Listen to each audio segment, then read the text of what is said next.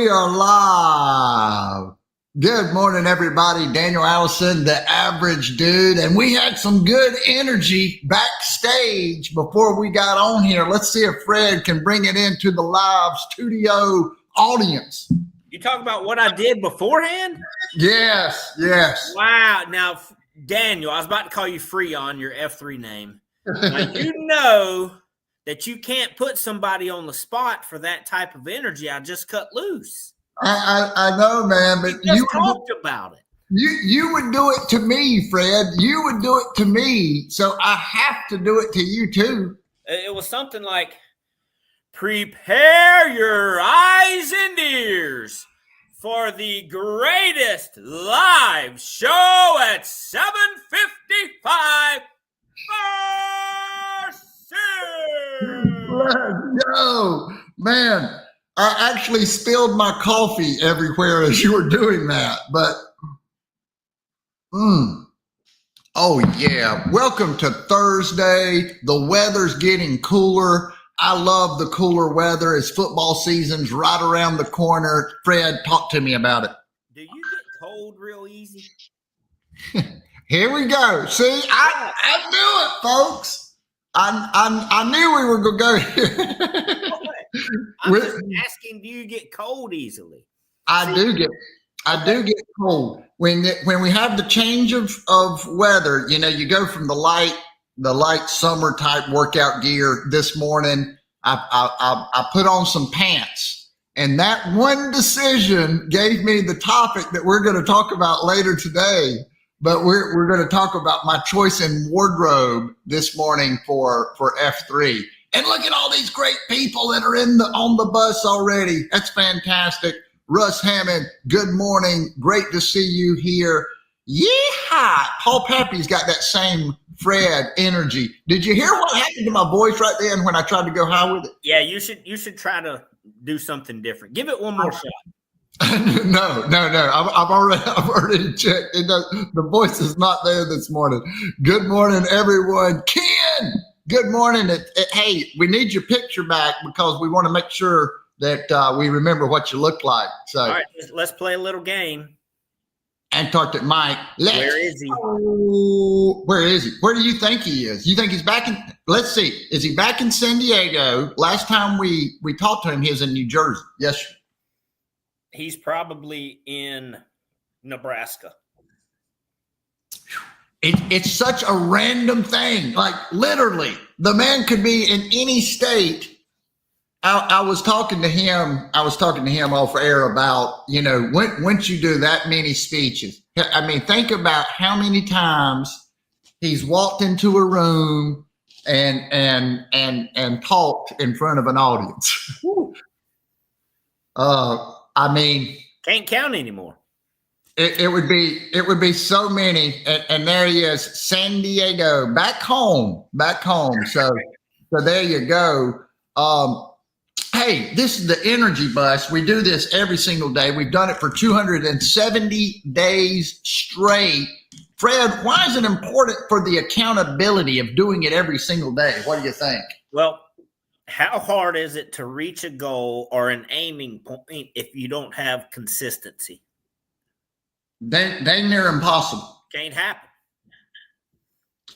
And for us to get our mind right daily, we have to have the discipline and consistency to show up and do it. And here's the thing, you know, we've done 3 events now. We've got things going on besides the show. Obviously, you've got 2 kids in school. You've got a lot going on. We did our masterminds of construction last time, and after we did that, the very next day, you got to get up. You got to do this right here again, and I think that's a big deal because you get the climax, if you will. Hey, we got 50 people in a room. We're having a great time. And I saw that look, Fred. And then the very next morning, we've got to get up. And I think that does it. It is a discipline thing. It is, don't get too high. Don't get too low. Get right back on track. That's right. And you got anything else there? What How about this? No. This is something. Yeah. Hey, you know what? I've got something for you right here. Feeling like $1,000,000. Not all of us have $1,000,000 to feel like $1,000,000. But do you need $1,000,000 to feel like $1,000,000? Where did that saying come from? Man, I feel like $1,000,000. $1 million sounds like a lot, and we think. I mean, this. I'm just off the top of my head. $1 million sounds like a lot of money, and man, if I had $1 million, I would be happy. I feel good because I've got. I feel like big money. So, do you ever use that slogan? Do you ever say that to people? How you doing, Danny? Man, I feel like $1,000,000. I feel good. I might do that. I feel good. That's my $1,000,000. little voice change, but yeah. I mean, I think of that term, and I think that's when I feel good, feeling like $1,000,000. How about you? When do you typically feel that way? That's kind of what I wanted to talk about. Confidence. When I am confident, I feel like $1,000,000. But it doesn't have. I don't have to have $1,000,000. I have to have certain things that I've done. I have to be in a certain place in my mindset.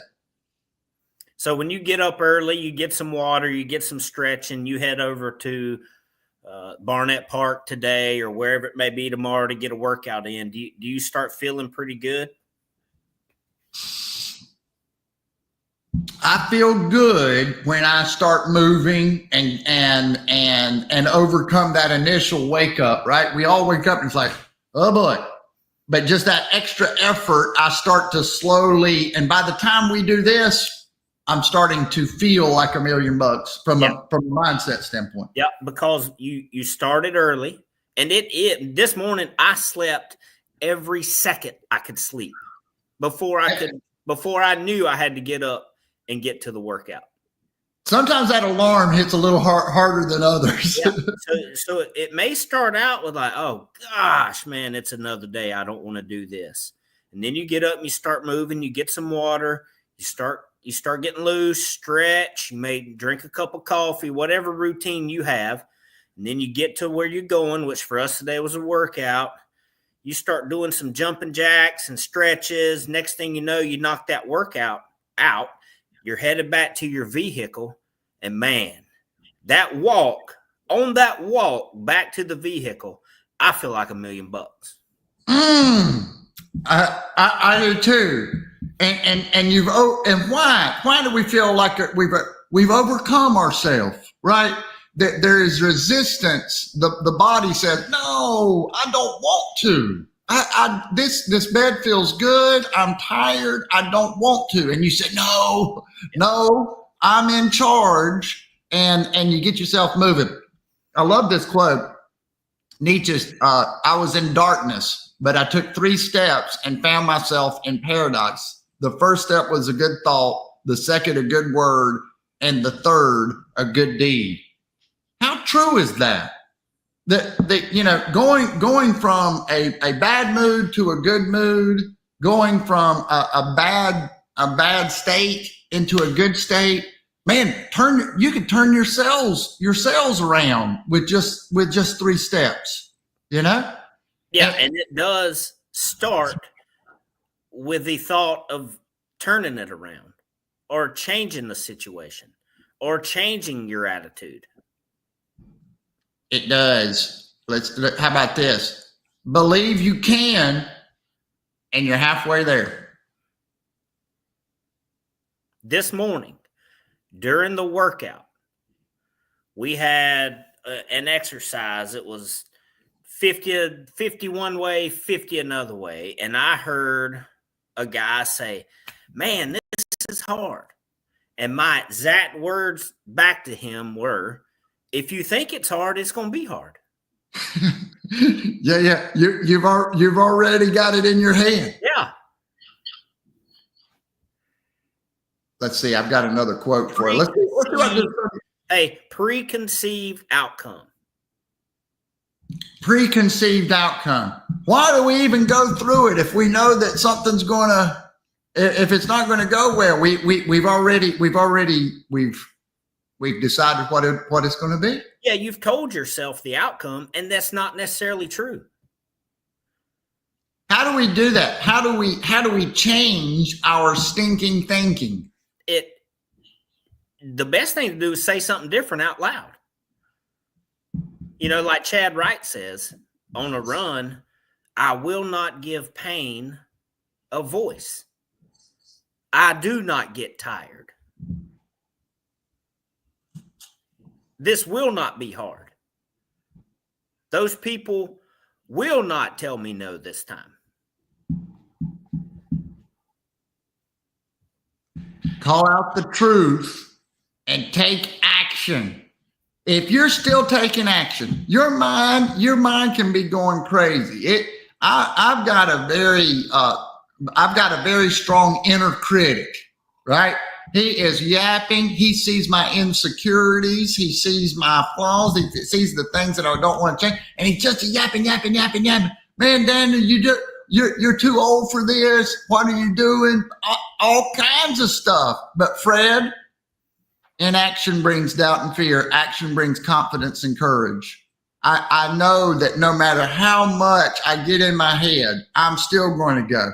And I'm still working on that confidence thing. I wanted to talk a little more about confidence today. I think it's such a big deal, but this is where confidence comes from.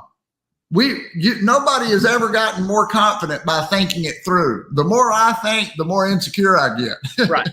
Because you start thinking about, oh, well, this could go wrong. Yeah. Your mind naturally does that. That's right. And it starts to look at the history and starts wanting to define who we are or how it will go by the past. And we're not the same person that we were the last time we tried. We're not the same person that we were yesterday. We're always growing. We're always learning. The best us, the best version of us, the one that has a chance, the one that's learned from the mistakes is the one taking the action in this moment. Yeah. And yes, even yesterday's mistakes, because that's how fast you can change. You can change. We can learn things from this program. We are on a perpetual change. The best version of ourselves is always going to be the present version. That's the most powerful version. You can learn something from your workout this morning that maybe it wasn't the best day to wear pants. I don't know. There it is. I knew we would make our way back around. I want to say this. We've got 2 minutes. We got 1 minute and 30 seconds. I thought about the clothes that I was going to wear. I told you I've got a strong inner critic. I put on a pair of pants this morning that I hardly ever wear. And I thought to myself, these things look terrible. I didn't like the way that they look. It's a little cooler outside. I decided to wear them. I got out there, folks, and as soon as I got out there, across the way, I could see Fred, even in the darkness. I said, he has seen these pants, and he's going to say something to me. And I swatted. It wasn't 15 minutes later that you said something, and you know what, Fred? It got me, because the thing that I was thinking before I left the house was, I don't like these pants. Do you think that maybe I could tell that? I think that you have a sixth sense on. Yeah, I don't know. You tell me. How were you able to notice that? I can see it in your face. This is what being around people and paying attention to humans, this is where it gives you an advantage. Hey, and this is how it also helps you grow, because we have these inner critics. I know that Fred and I have done this show. I know that he's got, hey, it wouldn't be a real smart thing to derail me, right? We're having fun. We're joking around. My point is, a cream cheese friend, someone that will call you out, someone that you can voice these types of things with. This is how we grow. This is how we overcome. This is how we really do something. But at the end, I really did think it was nice, and that's what I told Stan Parker, that I did think it was nice that his wife let you wear her pants to the workout. She wasn't worried about them getting dirty or torn or ripped, right? Oh, the cream cheese spread strikes again. Hey, on that note, I'm going to give that as the final thought. Tomorrow, hey, number one, does anybody want to buy a pair of pants? Okay. There'll be a link on Instagram in about 30 minutes. Y'all have a great day. We'll see you tomorrow. Let's roll. Bye-bye. Go give